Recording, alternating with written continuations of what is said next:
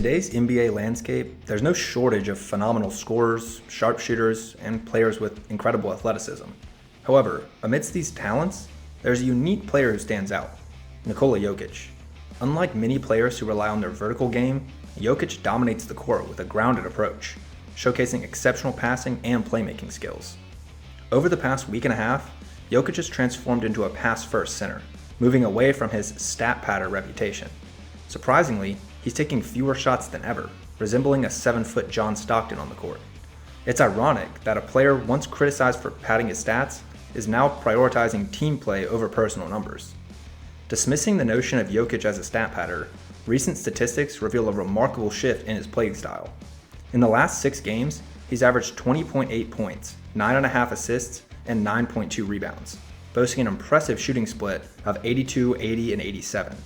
These numbers are reminiscent of Magic Johnson and Steph Curry combined, yet Yokech maintains a pass-first mentality. Denver, as a team, has experienced significant positive effects during this anti-stat padding phase, ranking 5th in offensive rating, 1st in assist ratio, and 4th in true shooting percentage. Yokech's impact goes beyond personal stats. It's almost amusing how a player taking only 11 shots per game can have such a profound influence on the court.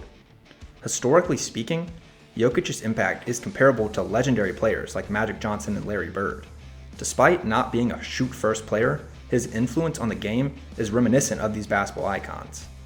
Contrasting this with the accusations of stat padding thrown at Yokech in the past, it's intriguing to note the silence surrounding similar behaviors from other superstars, highlighting the double standards in the league. In the end, Yokech's recent performance challenges the narrative of stat padding in the NBA, showcasing a player who prioritizes team success over individual glory.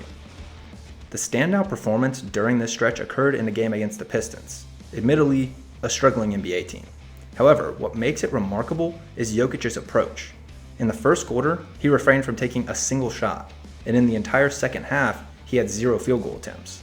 Instead, he contributed 16 assists, 7 rebounds, and 5 blocks, all while trolling the opposing team with an impressive plus-minus. Scoring only 4 points in a game might seem underwhelming for a superstar, but when Yokech does it, it's peculiar because those 4 points hardly matter in comparison to his dominance over other superstars like Curry, Tatum, and Luka, who struggle to dominate with such minimal scoring. This game against Detroit provides insight into Yokech's attitude towards stats and accolades. Originating from a background where putting up big numbers isn't emphasized, his main focus is on winning games. Yokech expresses his indifference toward individual stats, highlighting the importance of team basketball. If more superstars adopted Yokech's attitude, the state of the game in 2024 would undoubtedly be much more positive.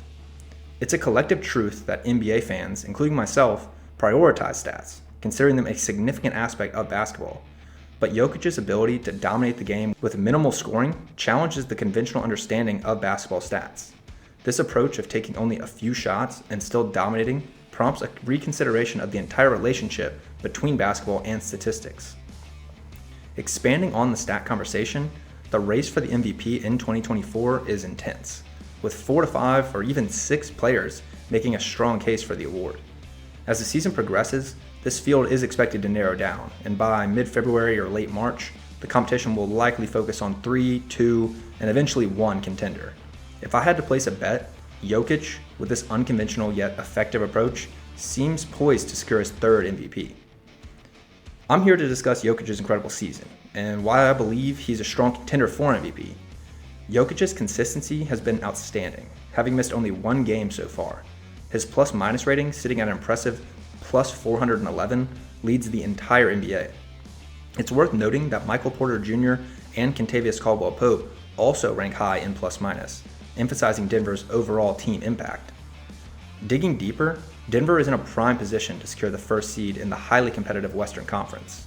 This, coupled with Yokech's historical significance as the best player, puts him in the MVP conversation. However, there are potential obstacles, such as the preference for flashy picks and the fact that Yokech already has 2 MVP awards.